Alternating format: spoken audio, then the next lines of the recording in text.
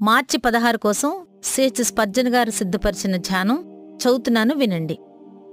మరియు మీరు నా వలన ఏవి నేర్చుకుని అంగీకరించితరో, నాయందున్నట్టుగా ఏవి వింటిరో, ఏవి చూచితరో అట్టి వాటిని చేయుడి. అప్పుడు సమాధానకర్తయగు దేవుడు మీకు తోడైయుండును.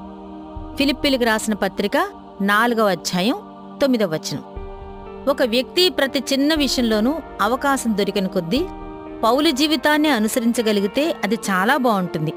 ఆహా, ప్రతిరోజు పౌలులా జీవించే కృప ఉంటే అది ఎంత గొప్ప విషయం!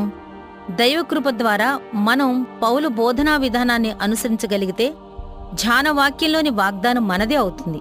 మన ఎదుట తెరచి ఉంచబడిన ఆ వాగ్దానం ఎంత గొప్పది! శాంతిని ప్రేమించి శాంతికి కారణభూతుడై శాంతినే ఊపిరిగా కలిగి ఉన్న ఆ సమాధానకర్తైన దేవుడు మనతో ఉంటాడు. మీకు సమాధానము కలుగునుగాక అనే మాట మధురమైన ఆశీర్వాదం. అయితే సమాధాన అధిపతి అయిన దేవుడే మనతో ఉండటం అన్నింటికంటే ఉన్నతమైన ఆశీర్వాదం. మనకిప్పుడు నీటి ఊట మాత్రమే కాదు, జల ప్రవాహ ధారలు కూడా ఉన్నాయి. సమాధానకర్తైన దేవుడు మనతో ఉంటే సమస్త జ్ఞానమునకు మించిన దేవుని సమాధానాన్ని మనం అనుభవిస్తాం. కాబట్టి బయట పరిస్థితులు మనలను కలవరపరుస్తూ బెదిరించినా మనకు భయం లేదు. మన చుట్టుప్రక్కల ఉన్న మనుషులు పోట్లాడుకుంటూ ఉంటే తప్పకుండా మనం వెళ్లి వారిని సమాధానపరుస్తాం. ఎందుకంటే సమాధానకర్త మనతో ఉన్నాడు కాబట్టి.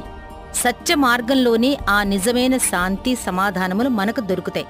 ప్రపంచ శాంతిని సాధించాలనే ఆలోచనతో మనం విశ్వాసాన్ని విడిచిపెట్టినా, నీతి మార్గాన్ని తప్పిపోయినా మనం ఘోరమైన తప్పు చేసిన వారం అవుతాం.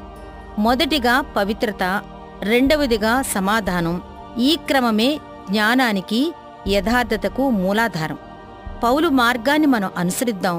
అప్పుడు ఆ అపోస్తలునికి తోడై ఉన్న సమాధానకర్తైన దేవుడు మనకు కూడా తోడుగా ఉంటాడు.